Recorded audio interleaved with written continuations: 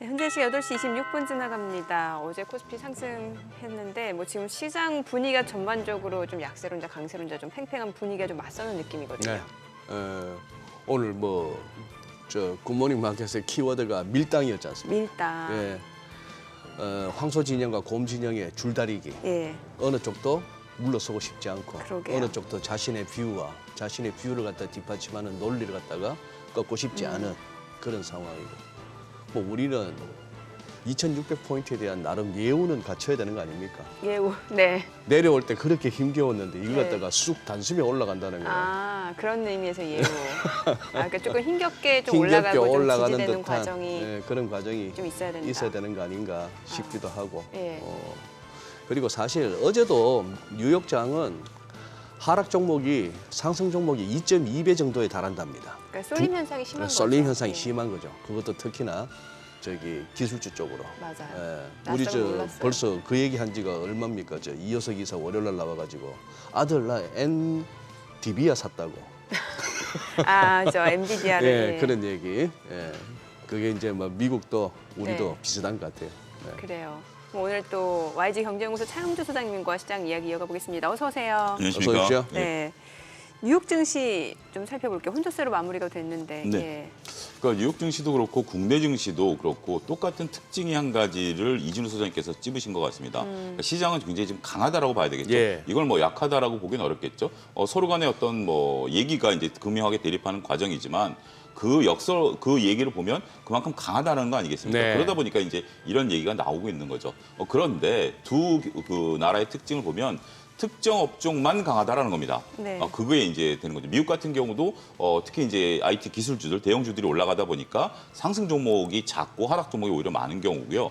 우리나라 같은 경우도 모건 스탠리에서 얼마 전에 2,900선까지 지수를 제시했습니다만 그들도 우리나라 한국 증시는 반도체와 2차전지가 끌어올렸고 앞으로는 이거보다는 다른 것들이 올라가는 구간이 될 것이다라고 얘기를 했다라는 게 조금 뭐 차이점이 있긴 하겠습니다만 어찌됐든 지금 시장 강하고 첫 번째, 두 번째는 미래 먹거리라고 불리우는 신산업이 강하고 그렇지 않은 쪽들에 대해서는 상대적인 주가 약세가 좀 이어지고 있는 모습들이 계속해서 나타나고 있다. 그렇지만 시장 한쪽에서 보면 여전히 또 약세론자분들도 충분히 반론을 제기할 수 있는 얘기거리들이 많죠. 네. 파월 의장 같은 경우는 이제 대표적인 경우죠. 지금 이제 의회에서 계속 연설을 하고 있고 조심해라 얘기를 하고 있는 거죠.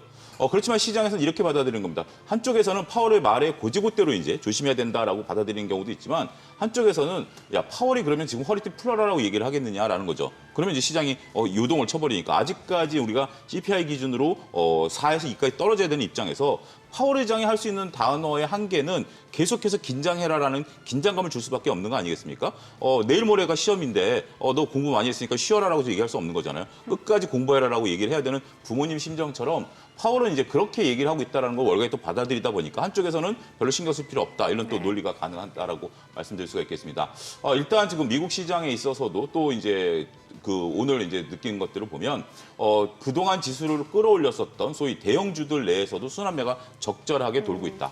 처음에 올라올 때만 하더라도 이게 이제 다 같이 올라오는 부분들이었습니다만 테슬라, 아마존이 조금 쉬어가면서 인텔 같은 경우도 쉬었다 다시 올라가고 이런 모습들을 보이면서 어느 정도 이제 이런 것들은 또 이런 신호로도 읽힐 수 있죠. 거의 이제 목전에 다다랐을 때 나타나는 신호로도 읽힐 수는 있겠습니다만 아직까지 우리가 이제 조정을 받는다라는 신호로 해석하기에는 조금 이른 감이 있고요. 여전히 시장은 강세장이 언제까지 지속될 것인가 여기에 대한 논쟁이 붙으면서 계속해서 조금 상승세를 나타날 가능성이 높지 않겠는가 싶습니다. 예.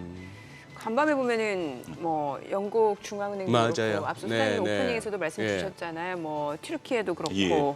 지금 뭐 스위스, 노르웨이 다 금리 인상 폭을 예상보다 더 높게 잡거나 아니면은 지금 깜짝 인상을 한 거잖아요. 이거는 분명히 시장에서는 좀 어떤 신호로 해석이 될 수도 있을 것 같거든요. 예, 그렇습니다. 일단 뭐 미국을 제외하고 나면 이제 가장 먼저 빨리 올렸었던 게 3개월 동안 금리를 안 올렸던 캐나다가 금리를 네. 올렸죠. 예, 그러고 나서 그랬죠. 호주도 올렸고 네. 그다음에 지금 이제 유럽들이 다 이제 금리를 올리고 있는 상황이고 우리나라하고 이제 미국만 금리를 안 올리고 있는 상황이죠.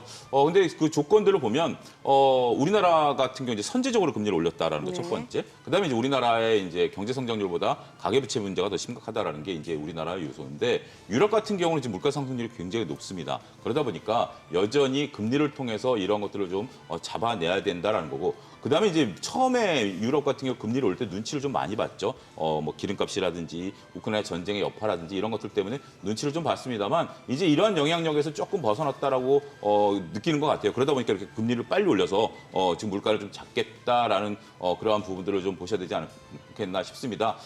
제가 이제 뭐 즐겨보는 국내 분이 이제 해외로 결혼해서 거기서 이제 사시면서 이제 유튜브로 올려주시는 거 보면 어느 나라 같은 경우는 생필품을 1인당 품목을 정해놨더라고요.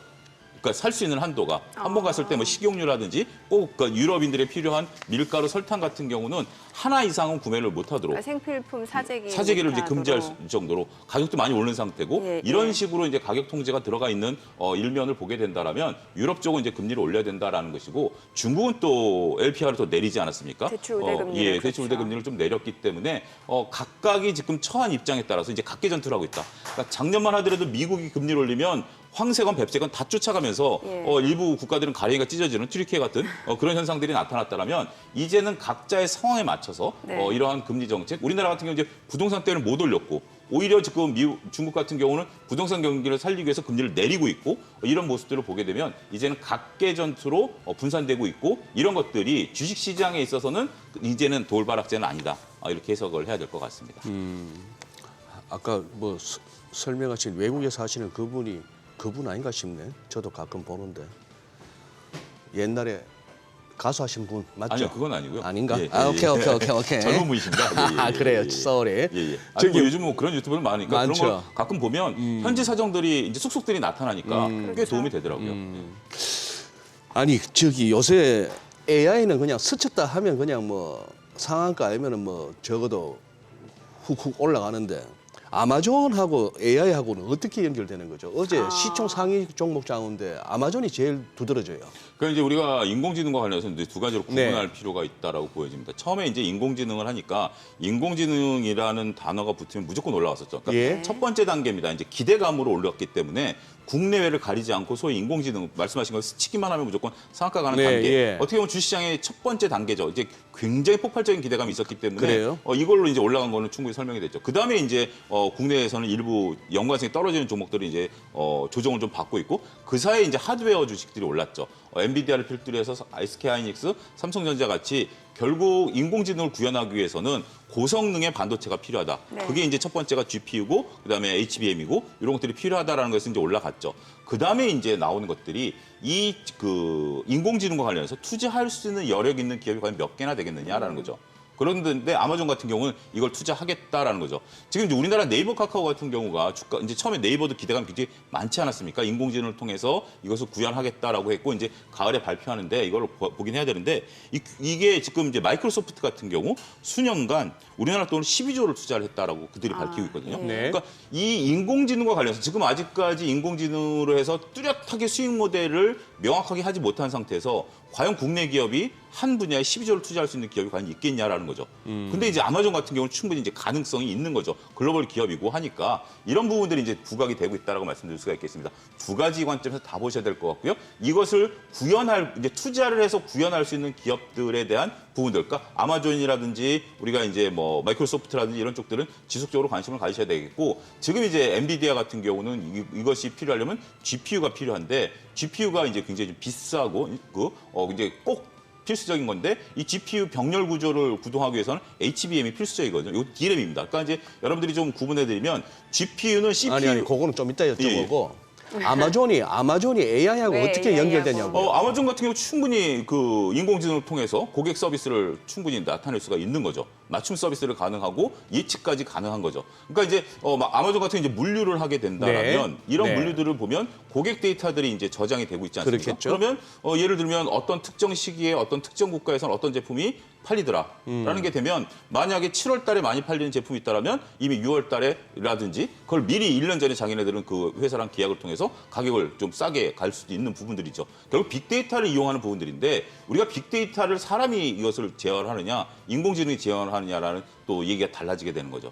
그런 부분들을 보면 아마존 같은 경우 자신들이 충분히 그러니까 이제 이것을 그러니까 우리가 챗GPT 같은 경우는 우리가 이제 그 데이터를 통해서 활용을 하는 거지만 아마존 같은 경우 기업 내에서 B2B 서비스를 할 수도 있는 거죠. 이걸 데이터를 통해 가지고 아마존은 아마존과 거래하고 있는 수많은 기업들에게 자사들의 정보를 팔고 정보를 제공하고 그걸 제어해 줄 수 있는 그런 역할까지도 가능하기 간밤 때문에 주가 오른 거는 이제 사업 가능성은 제가 볼 때는 이거는 뭐 어디까지 저 사업 영역이 펼쳐질지에 대해서는 정말 그것만 고민해봐도 꿈에 부풀 수 있을 정도로 사업력이 부풀 수 있다고 저는 봅니다. 또 아마존 그 클라우드 사업부가 그 AI 쪽으로 1억 달러를 투자한다고 하니까 이쪽을 좀 가속화시키겠다 이런 측면에서 주가가 올랐다라고 해석이 되네요. 1억 달러. 지금. 예, 1억 달러. 1,300억. 예, 근데 이제 맞아요. 이집트 아니 시장- 마이크로소프트가 뭐 100억이요. 그 100억 달러를 갖다가 네. 투자해서 지금 이제 만든 게 그 정도인데 네, 1억 달러. 1억 달러. 근데 요거는 예. 좀 우리가 좀 잘 보여야 될 게 챗GPT와 기업이 이용하는 인공지능은 좀 다릅니다. 기업이 이제 우리가 이제 KT가 지금 나오는 것도 그렇고요. 요건 이제 맞춤형이거든요. 그러니까 이거를 이제 B2C하고 B2B 할 때 B2C는 좀 광범위해야 되지만 B2B는 그렇게까지 광범위할 필요는 없죠. 자사들의 데이터를 활용할 수 있을 정도의 인공지능만 있으면 정도 되면 이 정도 금액으로도 저는 뭐 이걸로 끝나지는 않겠지만 가능성이 있다고 봅니다. 제가 보기에 아마존에서 주가를 더 올리는 게 뭐 아마존 기업 입장에서나 CEO 입장에서나 설립자 입장에서 그게 필요하다면은 아니 뭐 돈이 없습니까? 가오가 없습니까? 뭐 1억 달러 방금 하셨죠? 네, 네, 1억 달러. 1억 달러가 아마존한테 돈이겠습니까? 이거 하면 2차 전지도 투자하고 리튬 개발도 투자하고 이러면은 날아갈 거예요. 뭐 주가 상승 때문에 그런 건 아니고 이제 네. 고객하고 일단은 뭐 지금 탁 다가오지가 않아서 그래요. 일단 연결은 하는데 관련 기사를 읽어보고 해도 예. 뭐 이렇게 그게 뭘 그렇게 뭐 어쨌거나 저 같은 경우 인공지능을 이제 접하기 시작했는데 이베이를 쓰는데요. 네. 그래서 제가 이베이. 가끔 들은데 이베이에 이제 조금 그 물 배송 이제 대부분 이제 글로벌 배송을 받는 거 아니겠습니까? 엊그제 또 인도에서 물건이 왔더라고요. 그렇게 해서 배송을 받는데 이제 문제가 오면 이제 영문으로 옵니다. 그러면서 거기에 덧붙여 이건 인공지능이 보낸 겁니다. AI가 보낸 겁니다. 그리고 대답하면 AI가 대답합니다라고 대답을 해줘요. 그러니까 이제 네. 어떻게 보면 클레임에 대한 부분들은 정형화되어 있는 거 아니겠습니까? 네. 그런 것들을 하면 그럼 콜센터가 사라졌다라고 봐야 되겠죠. 그런 식으로 이제 진화가 되고 그 다음에 이제 제가 이베이를 보게 되면 조금 전에 봤었던 거와 관련된 상품들이 계속해서 뜨고 다음에 또 어떨 때는 할인해 준다라고 할인 쿠폰도 보내주고 네네. 그 관련된 상품 이런 것들을 하기 때문에 이거는 뭐 상품성 무궁무진하다고 봐야죠. 오케이 그렇죠. 그래요. 예. 그 아마존도 그렇고 이제 엔비디아 얘기도 좀 해봐야 될 것 같은데 사실 뭐 반도체 쪽하고 GPU 쪽 하면은 또 AI도 마찬가지고 엔비디아 주가 뭐 간밤에는 조금 약보합권에서 마감이 됐습니다만 여전히 또 관심 있게 보시는 분들이 상당하잖아요. 그렇습니다. 이제 우리가 이제 GPU라는 개념 예. 앞서 조금 말씀을 드리려고 했는데 우리가 이제 CPU, 인텔의 CPU 여러분들이 네. 이제 뭐 각인돼 있죠. 네네. CPU 하면 인텔. 이제 이거는 우리가 보면 이제 컴퓨터의 이제 두뇌다 이렇게 생각하죠. 이 두뇌는 연산을 정확하게 하고 그 정확도가 이제 핵심이죠. 요거는 이제 직렬 구조입니다. 직렬로 해서 딱 계산을 나오는 거죠. 근데 우리가 이제 GPU라고 한다라면 간단하게 설명드리면 여러분들 옛날에 자제분들이나 조카분들 게임할 때. 그래픽 카드 바꿔달라고 엄청나게 싸우셨을 겁니다. 그래픽 처리 장치. 예, 그게 GPU입니다. 예. 근데 이제 GPU가 이제 발전을 해서 CPU급까지 지금 올라왔고, 근데 GPU와 CPU의 차이점은 뭐냐면 제가 아까 CPU를 직렬이라고 말씀드렸고 정확성이죠. GPU는 그렇게까지 정확할 필요는 없습니다. 하지만 동시 구현을 해야 된다는 거죠. 우리가 게임을 하게 되면 갑자기 이제 제가 요 시선을 딱 돌리면 이쪽에 있는 캐릭터들이 갑자기 튀어나오면서 막 움직여야 되는 거 아니겠습니까? 그러니까 네. 그 캐릭터들이 정확하지는 않더라도 움직여야 되는 게 이제 GPU거든요. GPU라는 단어를 글로벌리 공유시킨 게 바로 엔비디아입니다. 원래 소니가 만드는 단어인데 이제 GPU라는 단어가 인식되게 만든 게 엔비디아거든요. 그럴 정도로 이 부분에 있어서 강자죠.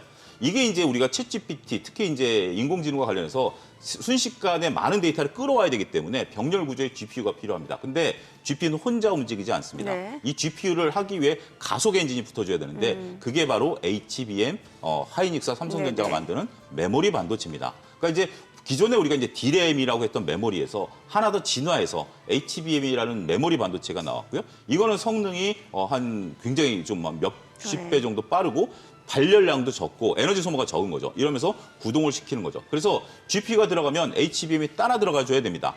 GPU에 대한 글로벌 엔비디아 점유율은 90%고요. 그다음에 HBM의 글로벌 점유율은 하이닉스가 50%, 삼성전자가 40%, 마이크로소프트가 10%입니다. 그렇기 때문에 우리가 지금 이제 GPU들이 올라가다 보니까 HBM과 관련해서 하이닉스와 삼성전자 따라 올라가죠.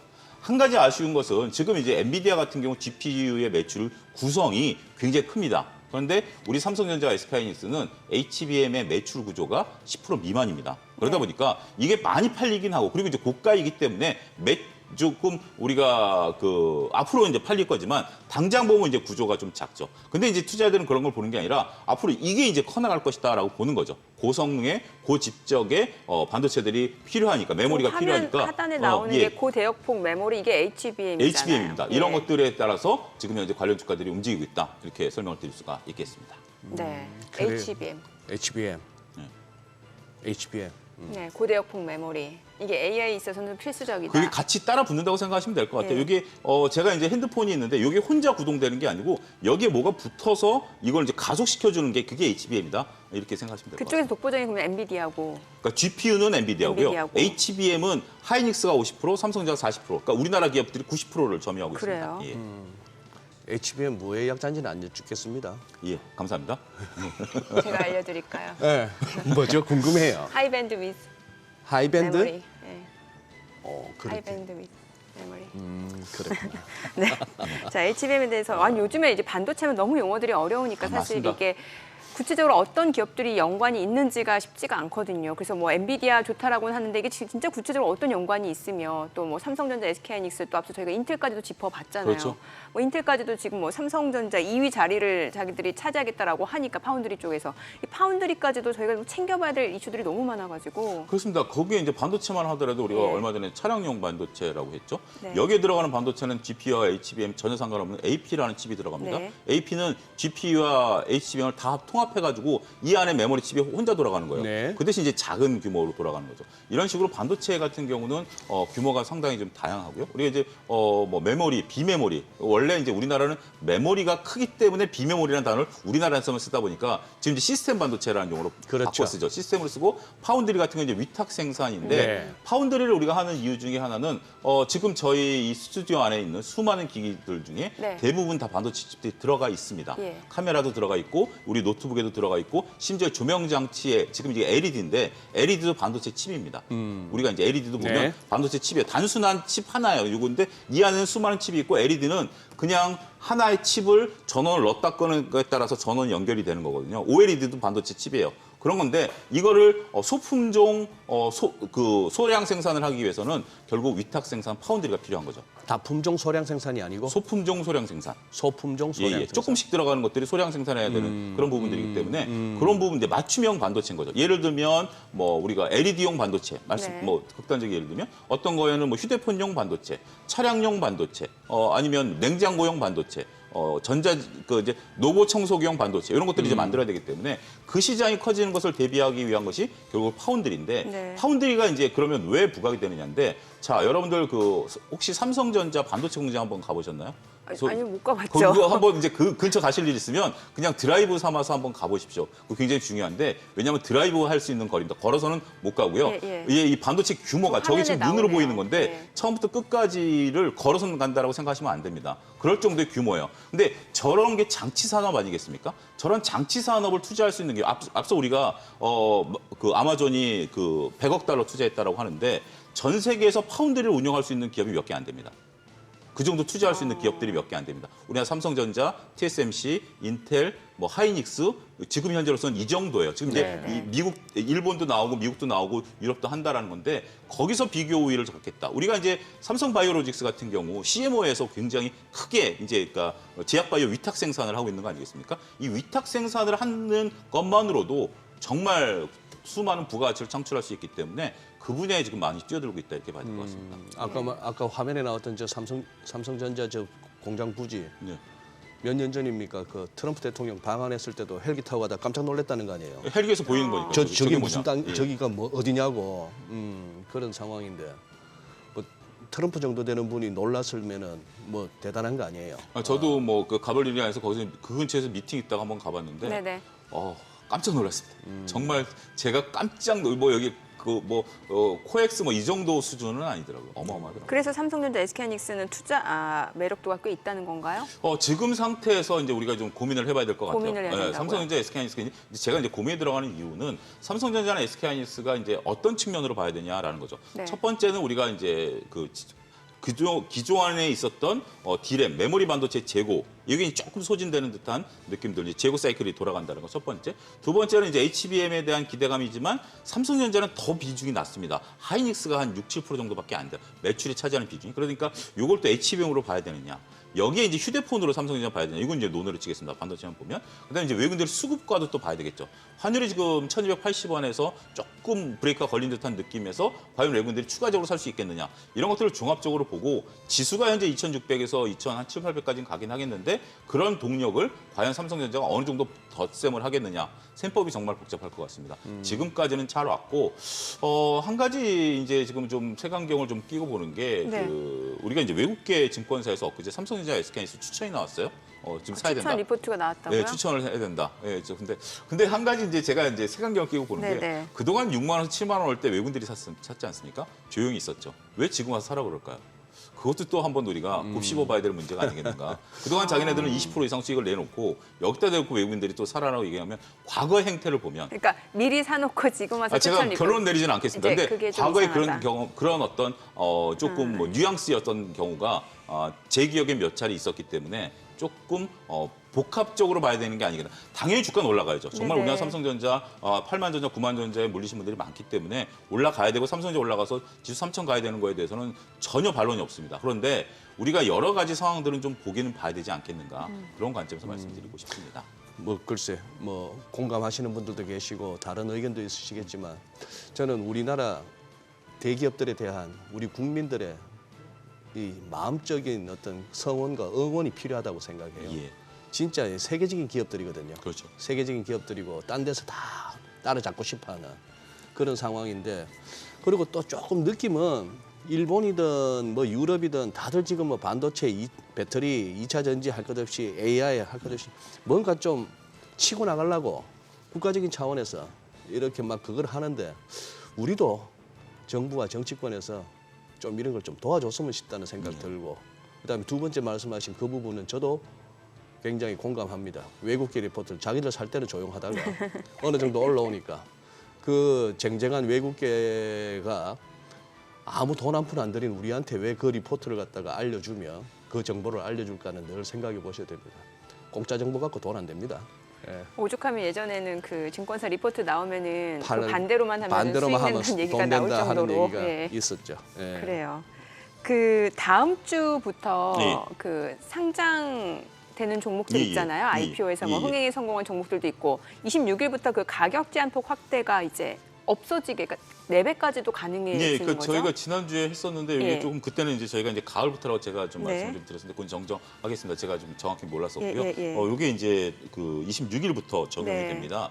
첫 번째 종목은 이제 CQ센이라는 종목이 예. 이제 그 29일 날, 그러니까 26일부터 시행이 되는데 29일 날 CQ센이라는 상장. 종목이 이제 상장을 하거든요. 그렇죠. 이게 첫 적용이 됩니다. 그 전에는 이제 우리가 공모가 이제 설명을 드리면 10,000원에 이제 그 공모를 했다라고 하면 네네네. 하루 등락폭이 기준가 이제 10,000원에 시작해서 기준가를 잡아야 되는데 예. 기준가 잡을 때 빠지면 50% 그러니까 5,000원까지 빠지든지 10,000원, 20,000원까지 올라갈 수 있거든요. 20,000원까지 올라간 상태가 기준가가 되고 거기서 30% 올라가니까 26,000원이 되는 거죠. 예. 그러니까 10,000원에 공모를 받은 걸 26,000원에 이제 거래되니까 소위 이제 따상 이게 따가 20,000원에 상 이게 됐는데 이게 이제 바뀌면서 400%까지 올라갈 수 있다는 거죠. 예. 그러니까 10,000원이 40,000원이 되는 거고요. 네. 40,000원에 30%면 52,000원이 되는 거죠. 어. 그러니까 이론적으로는 10,000원을 받아서 52,000원에 내가 퍼포먼스를 보일 수도 있다라고 보는 거죠. 그렇죠. 그런데 우리가 이제 이 부분을 보게 되면 이게 과연 가능하겠느냐라고 좀 보면 그건 또 얘기가 달라집니다.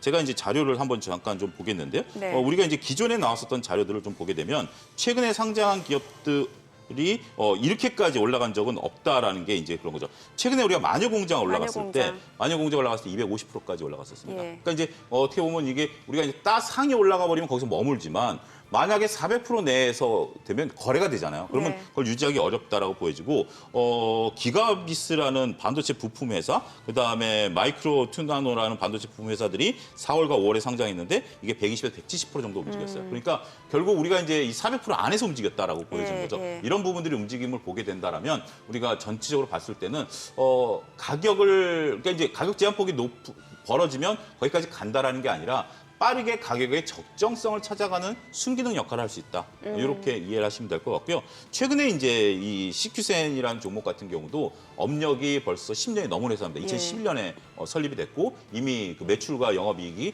탄탄한 회사들이에요. 그러니까 이제 기존에 우리가 2021년에 했었던 뭐 이렇게 신규로 이제 막 스타트업 같은 그런 개념들은 아니기 때문에 지금 최근에 이제 나오는 기업들 같은 경우는 흥행에 성공할 수는 있긴 하겠습니다만 이 제도가 시행됨으로써 따상에 따른 우리가 이제 어떤 뭐 기대감 이런 건 좀 사라지지 않을까 말씀드릴 수 있겠습니다. 알겠습니다. 자, 지금 시각 8시 51분 지나갑니다. 오늘 양시장 호가 상황 좀 보도록 하겠습니다. 먼저 예상 체결 지수부터 확인을 해보도록 하죠. 코스피입니다. 오늘 현재 0.2% 소폭 상승 예상됩니다. 예상 체결 지수 2,600포인트로 집계가 되고 있습니다. 어제 코스피가 상승하긴 했지만 그래도 2,600선 회복을 하지 못해서 좀 아쉬운 상황이었는데 글쎄요, 오늘 호가로 봤을 때는 2,600선 회복을 좀 쉬다올 걸로 예상이 되고요. 일단 뭐 장중에 계속해서 또 지지되는지 여부도 좀 확인을 해봐야겠죠. 코스닥도 0.2% 상승 예상됩니다. 지금 호가에서는 현재 코스닥 예상 체결 지수가 878포인트로 기록이 되고 있네요. 일단 양시장 좀 상승 출발 예상되고 있는 상황이고 시가총액 상위 종목 예상 체결가 보도록 하겠습니다. 삼성전자가 오늘 0.8% 올라갈 걸로 보입니다. 어제 1% 상승 마감한 데 이어서 추가적으로 상승 예상되죠. 지금 예상 체결가 71,900원이고요. LG에너지솔루션도 상승 예상됩니다. 예상 체결가 577,700원. SK하이닉스는 1% 하락이 예상됩니다. 지금 호가에서는 112,600원이고요. 삼성바이오로직스가 1% 상승 예상됩니다. LG화학은 보합 출발 예상되고요. 삼성 SDI가 0.7% 하락 예상됩니다. 지금 호가에서는 69만 원으로 집계가 되고 있습니다. 삼성전자 우선주 약보합권 예상되고 있고요. 현대차가 0.5% 하락 예상됩니다. 지금 호가에서는 20만 1,000원으로 집계가 되고 있습니다. 포스코홀딩스가 1% 상승 예상됩니다. 자, 이렇게 되면 주가는 40만 원까지 올라가게 되는 거네요. 기아가 보합 출발 예상되고 있습니다. 다만 이제 호가는 정말 그냥 호가일 뿐이고요. 또 개장하고 나서 시초가 또 장중 주가는 굉장히 다를 수 있고 최근에 변동성이 커질 수 있다는 점 염두를 해두셔야 될 것 같아요. 코스닥 시가총액 상위 종목 예상 체결가도 보도록 하겠습니다. 에코프로비엠이 0.5% 하락 예상됩니다. 지금 호가에서는 26만 3,500원이고요. 에코프로가 0.6% 상승 예상되죠. 예상 체결가 76만 8,000원. 셀트리온 헬스케어가 상승 출발 예상되고요. LNF 오늘 호가에서는 좀 탄력적으로 올라갈 걸로 보여지네요. 2.8% 상승 예상되고 예상 체결가는 25만 7,000원이죠.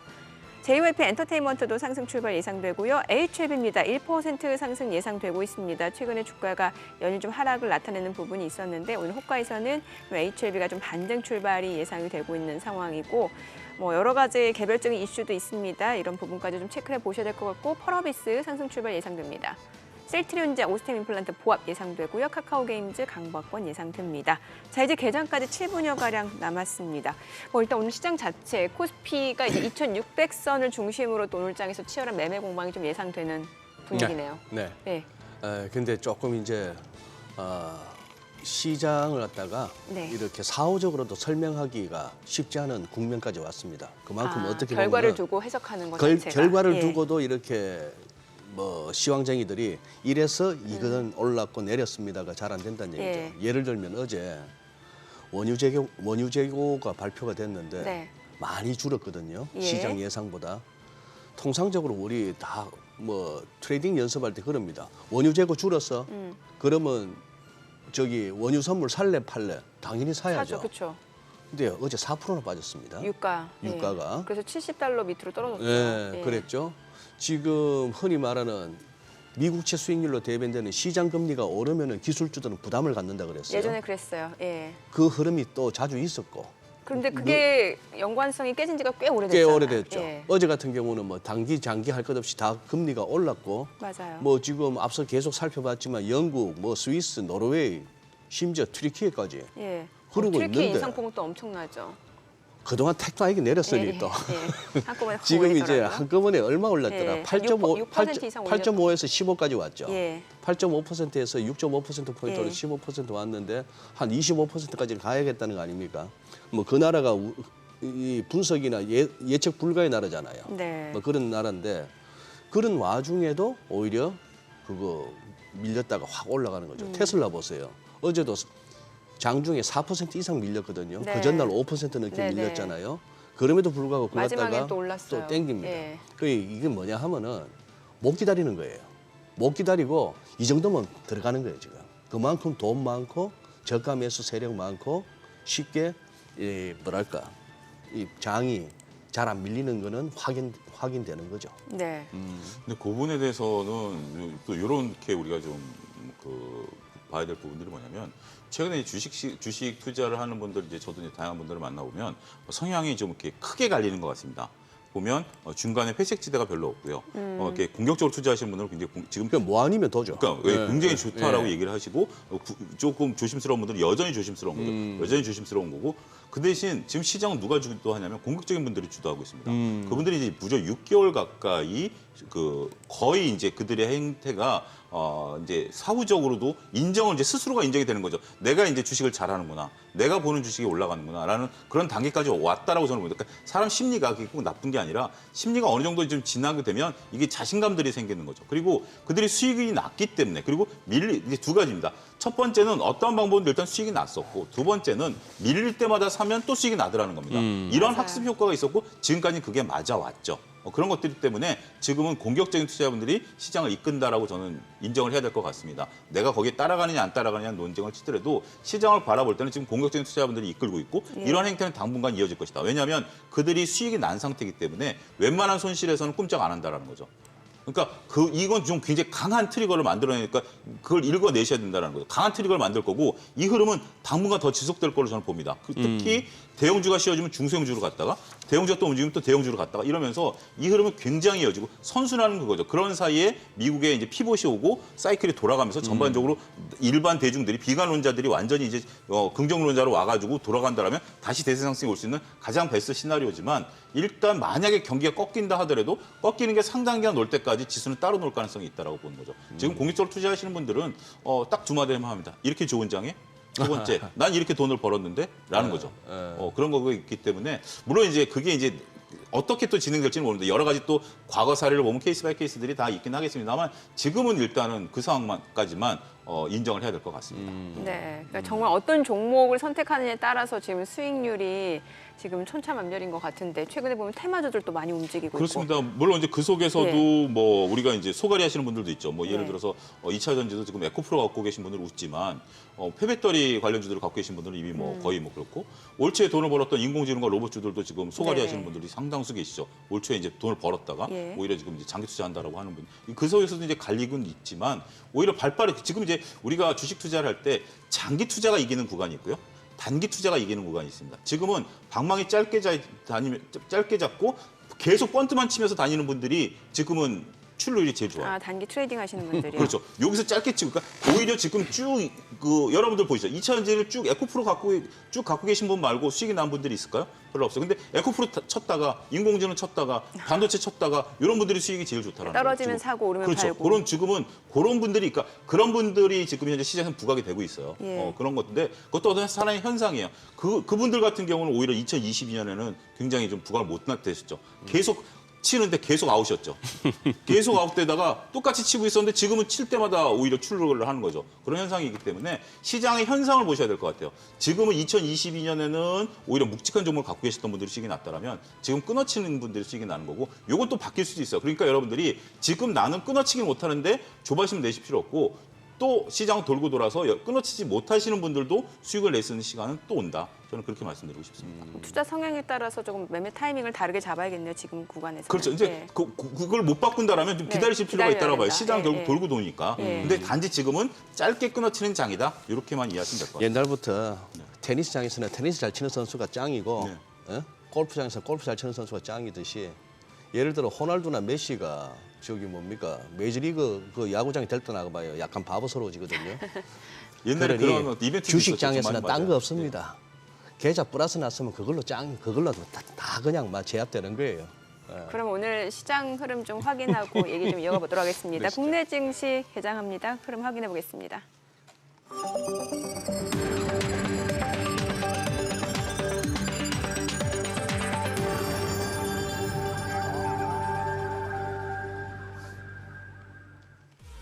네, 6월 23일 금요일 국내 증시 개장했습니다. 어제 코스피 소폭 상승했습니다만 2,600선을 회복하지는 못한 상황이었는데 오늘 호가에서는 일단 2,600선 회복이 좀 예상이 됐던 부분이고 간밤 뉴욕 증시 혼조세로 마무리가 됐습니다만 나스닥과 S&P 500은 상승 마감했습니다. 제롬 파월 연준 의장 연내 두 차례 추가 금리 인상 의지를 재차 확인시켜줬습니다만 시장에서는 크게 반응하지 않았던 것 같습니다. 물론 국채 수익률은 좀 오르긴 했습니다만 글쎄 투자 심리 자체는 지금 강세론과 또 약세론의 팽팽한 기싸움이 좀 이어지고 있는 상황이고 오늘 출발 지수 좀 확인해 보도록 하겠습니다. 코스피입니다.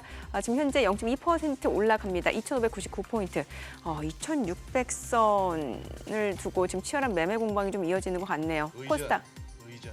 의전. 네. 의전. 네, 의전이요. 코스닥은 0.38% 상승 중입니다. 879포인트입니다. 코스피 2,600선 회복이 됐네요. 시가총액 상위 종목 시초가 보도록 하겠습니다. 삼성전자가 0.98% 올라갑니다. 7만 2천 원까지 올라가네요. SK하이닉스도 0.2% 올라갑니다. 11만 4,300원. 자, 그리고 LG에너지솔루션도 0.5% 올라갑니다. 57만 2천 원. 삼성바이오로직스 0.2% 상승 중이죠. 75만 8천 원. LG화학이 지금 보합이에요. 그리고 삼성 SDI는 강보합권으로 69만 6천 원. 삼성전자 우선주도 상승 중이고요. 현대차 0.2% 떨어집니다. 20만 1,500원. 포스코홀딩스가 0.7% 올라가죠. 39만 9천 원. 기아도 0.2% 올라갑니다. 8만 3,600원에 거래되고 있습니다. 오늘 반도체 섹터가 생각보다 좀 견조하게 시장 상승을 이끌어가고 있는 모습이고요. 코스닥 시가총액 상위 종목 시초가도 보도록 하겠습니다. 에코프로비엠이 오늘 0.9% 올라갑니다. 26만 7,500원에 거래되고 있습니다. 이 거래 연속 상승세 이어지고 있고요. 에코프로도 0.39% 상승 중입니다. 1%까지 올라가네요. 77만 원. 셀트리온 헬스케어도 0.7% 올라가고요. LNF 호가에서도 흐름은 좋았는데 지금 개장 직후 흐름도 좋습니다. 3% 상승 25만 7,500원. JYP 엔터테인먼트는 0.6% 하락 중이고요. HLB가 0.3% 떨어집니다. 31,200원. 펄어비스 보합이고요. 셀트리온 제약은 0.9% 상승 중입니다. 오스템 임플란트 보합 카카오게임즈가 0.4% 올라갑니다. 수급 상황 체크해 보도록 하겠습니다. 오늘 유가증권 시장에서 개인 투자자가 순매수 보여줍니다. 420억 원 매수 우위고요. 외국인과 기관은 각각 61억 원, 361억 원 매도 우위를 나타내고 있습니다. 업종별 수급 봤을 때 외국인 그래도 전기전자에서는 집중적으로 매수를 보여주고 있습니다. 322억 원 순매수 보여주고 있고요. 외국인이 매수하고 있는 전기전자 섹터가 지금 0.6%가량 오름세를 보여주고 있고요. 뒤이어서 종이목재, 섬유의복, 제조업 섹터가 상승을 보여주고 있습니다. 코스닥 수급도 확인을 해보도록 하겠습니다. 코스닥 쪽에서도 개인 투자자 홀로 순매수입니다. 266억 원 매수 우위고요. 외국인은 234억 원, 기관은 38억 원 순매도를 나타내고 있습니다. 지금 시각 9시 3분 지나갑니다. 환율 체크를 해보도록 하겠습니다. 오늘 외환시장 개장 상황입니다. 달러원 환율은 5원 60전 상승한 1,300원 50전에 개장이 됐습니다. 소장님 지금 1,300원 달러 환율이 지금 윗돌고 있는 상황인데 이게 예. 연준 긴축 의지 때문일까요? 각국 중앙은행들 금리 인상을 단행해서일까요? 아까 이렇게 사후적으로도 예. 설명이 힘듭니다 중에 하나가 또 환율도 포함됩니다. 네.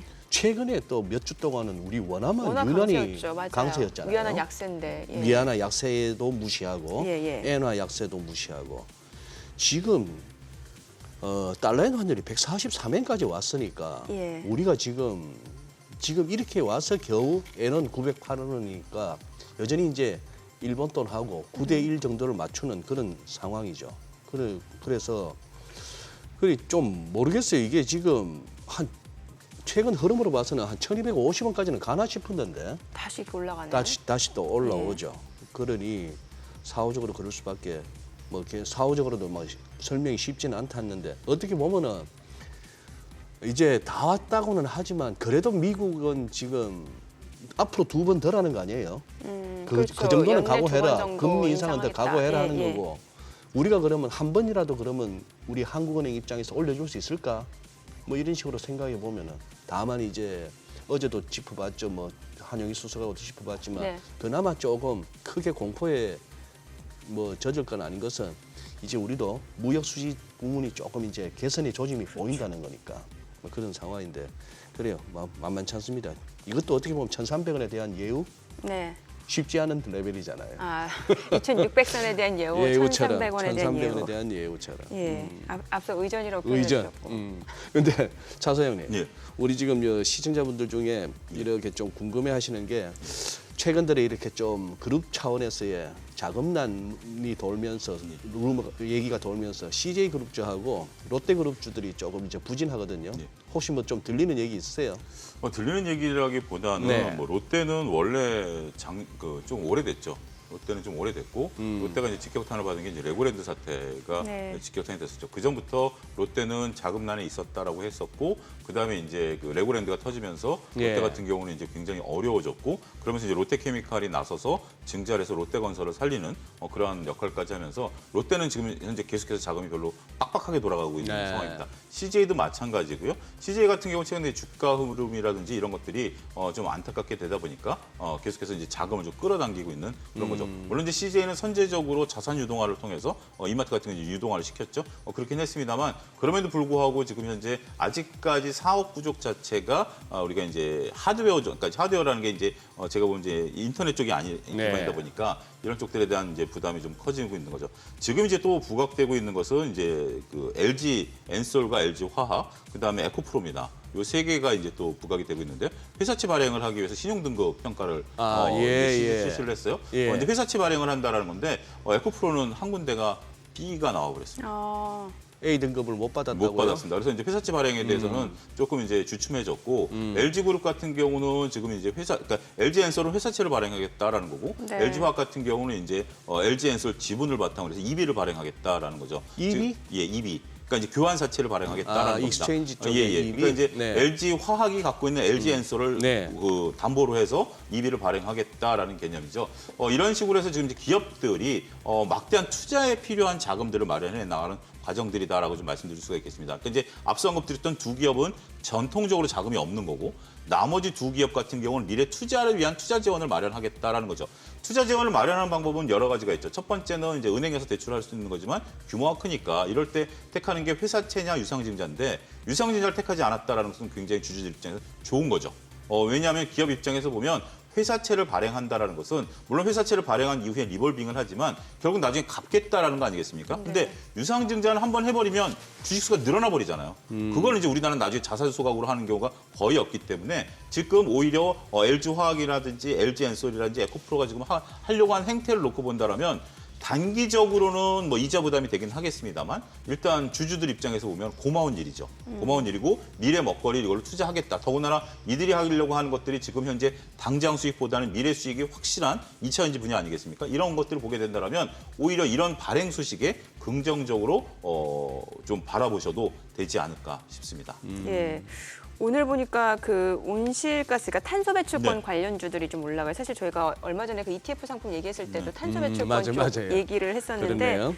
오늘 보니까 KC코트를 뭐 에코바이오, 클라우드에어, 그린케미칼, 에코프로 HN 이게 다 또 탄소 배출권 관련주로 예, 이제 탄소 배출권에 대해서는 지속적으로 우리가 이제 관심을 좀 가지셔야 될 것 같아요. 그러니까 제 생각인데 아까 이준호 소장님께서 이제 유가와의 이제 그 재고 위에 이제 관계 이제 그런 건데 이게 조금 이게 디커플링 되기 시작하는 게 결국 우리가 이제 유가가 전반적으로 이제 우리 산업에서 차지하는 비중이 좀 낮아지고 있는 거 아니겠습니까? 예. 이제 탄소를 줄이기 위한 ESG 경영이 필요한 부분들이기 때문에 이 부분에 이제 투자가 좀 많이 늘어나는 거. 탄소에 대한 부분도 그리고 이제 앞으로는 우리가 불과 한 5년 뒤에는 우리나라 제품이 유럽으로 가려면 이게 어떤 에너지원으로 만들었는지 증명을 해야 됩니다. 그러니까 이제 반도체 같은 경우 지금처럼 단순하게 우리가 화력, 뭐 수력, 아니 수력은 아니죠. 화력으로 만들었다. 이러면 유럽으로 수출이 안 돼요.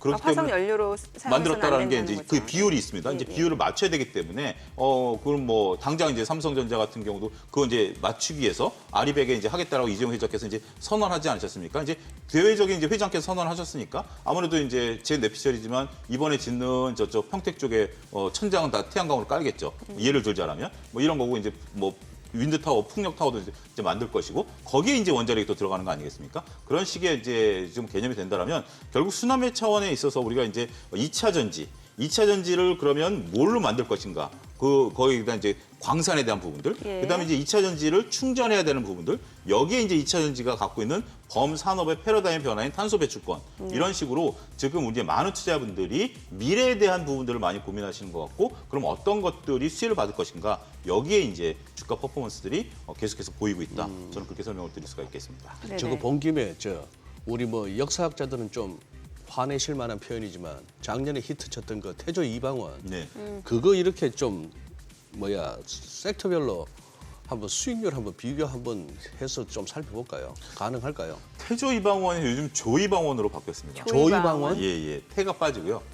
다시 태양광 빠지고 조선, 어. 이천지, 방산, 방산. 예. 원전 이게 다 지금 올라가고 있거든요. 원전까지도 예, 원전까지 뭐 두산에너빌리티가 지금 이제 뭐 하든 계속해서 이제 또 화면에 친절하게 예. 다 표시가 됐어요. 근데 태양광이 좀 빠진 겁니다. 태양광이 좀 빠졌는데 태양광이 빠진 것을 이제 어떻게 봐야 되느냐라는 거죠. 이제 어떻게 보면 이제 OCI라든지 하나솔루션 이런 부분들인데 글쎄 저는 뭐 그렇게 특별히 빠졌다라고 보여지지는 않습니다만 어쨌든 이제 미래 수익을 보고 들어가는 거 아니겠습니까? 네. 그게 이제 작년에 됐다라면 이제 지금 우리가 있는 조이방원 같은 경우는 이제 조2방까지는 이제 실적 베이스로 가는 거고 그다음에 기대감을 가졌던 태양광과 원자력 중에 원자력은 일단은 수급 논리로 인해서 지금 주가가 퍼포먼스가 네. 좋습니다. 그러다 보니까 이제 되고 이제 또 새로운 원전에 대한 기대감들이 이제 임박했다라는 증권가에서 리포트를 쏟아보다 보니까 두산에너빌리티가 일단 뭐 외국인들 수급분에서 대장주고요. 그렇게 보고 있는 것 같고 조선 같은 경우 이제 뭐 퍼포먼스 굉장히 좋죠. 그다음에 2차 전지, 방산 이런 것들이 다시 그러니까 결국 처음에 작년에 태조이방원은 기대감이었다라면 이제는 실적으로 올라가는 실적 단계로 가니까 네. 주가 퍼포먼스가 굉장히 좋다라고 봐야 되겠죠. 그리고 엔터주도 좀 여쭤볼게요. 네. 사실 오늘은 좀 쉬어가고 있는 상황이 뭐 하이브도 1% 네. 빠지긴 했습니다만 어제는 좀 올랐어요. 네. 어제 3.5% 올랐고 주가도 30만 원을 좀 웃돈 상황이었고 사실 하이브뿐만 아니라 최근에 뭐 JYP 엔터도 시가총액 5위까지 좀 올라온 상황이고 예. 엔터도 엔터 좋게 보시는 쪽들은 분들 계속해서 많았어요. 퍼포먼스를 보일 가능성이 있죠. 엔터주들이 이제 최근에 요 며칠 올랐던 게 네. 중국은 지금 연휴입니다. 단오절 연휴 기간이죠. 연휴 기간 동안에 이제 중국 사람들이 드라마, 뭐 음악, 네. 게임 많이 볼 것이다. 이제 또 그런 것들도 이제 필요하겠죠. 아무래도 뭐 집콕하시는 분들도 있으니까 4일 동안 뭐 하시겠습니까? 예. 이런 거 보겠죠. 이제 그런 부분들에 대한 어떤 퍼포먼스도 충분히 이제 가능하다라 보고 그렇지 않아도 워낙 이제 엔터는 강력한 모멘텀을 좀 엔진을 달았다라고 봅니다. 그렇기 때문에 엔터 쪽들에 대한 성장 엔진에 대해서는 의심할 필요가 없고 제가 항상 말씀드리는 거 이거는 올해 계속해서 밀리면 사고 네. 조금 올라가면 팔고 하면서 트레이딩 가는 구간으로 엔터주를 보실 필요가 있다. 두 번째로 우리가 봐야 되는 것은 이제 OTT 관련해서 드라마 네. 제작사들이죠. 네. 최근 드라마 제작사들이 넷플릭스 이제 CEO가 2박 3일로 방한을 해서 이제 네. 뭐 출국하셨나? 이제 오늘 출국하시나 이제 그럴 것 같은데 이제 망 서비스 문제에 대한 것들뿐만이 아니라 어제는 또 박찬욱 감독을 만나셨다라는 기사가 떴더라고요. 그런 것들을 보면 이 부분에 대해서 지금 펜엔터라든지 이런 것들이 굉장히 지금 나름대로 제작사들이 강하거든요. 예. 이런 모습들을 보면 결국 실적으로 가는 것 같아요. 실적이 뒷받침되고 있는 부분들, 기대감으로 올랐었던 것들은 주가가 굉장히 빠르게 빠지죠. 예. 몇몇 sektor들은 뭐 우리가 이제 올 초에 강했었던 섹터 중에 주가가 빠르게 식었던 섹터들이 있긴 한데 이쪽은 식지 않는 이유가 결국 실적으로 밀고 가는 거기 때문에 그 부분에 있어서는 쉽게 꺼지지 않을 가능성이 높다 이렇게 말씀드릴 수가 있겠습니다. 오늘 예. 참 지수 흐름을 보니 참 느낌은 그겁니다. 진짜 치열한 밀당이네요. 그럼요. 팽팽하네요. 그럼요. 지금 종목도 가는 종목만 가는데 가는 저희가 이 시간에 다뤘던 또 의료용 AI 있잖아요. 오늘 너무 좋아요. 너무 지금 좋아요. 보면. 예.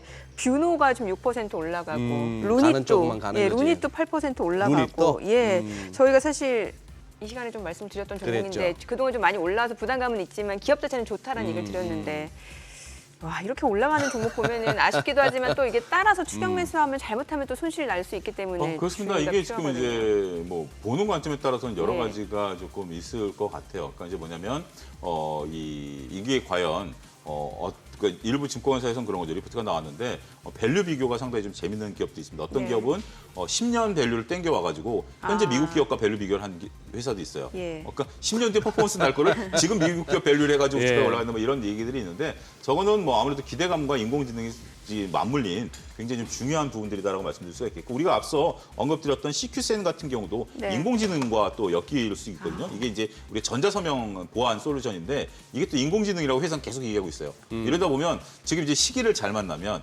이것도 아마 퍼포먼스가 또 좋을 수도 있어요. 지금은 소장님이 처음에 이제 서두에 말씀하셨던 인공지능과 관련된 것들이 지금 시장의 중심선이죠. 그리고 네. 인공지능을 구현할 수 있느냐 없느냐는 거죠.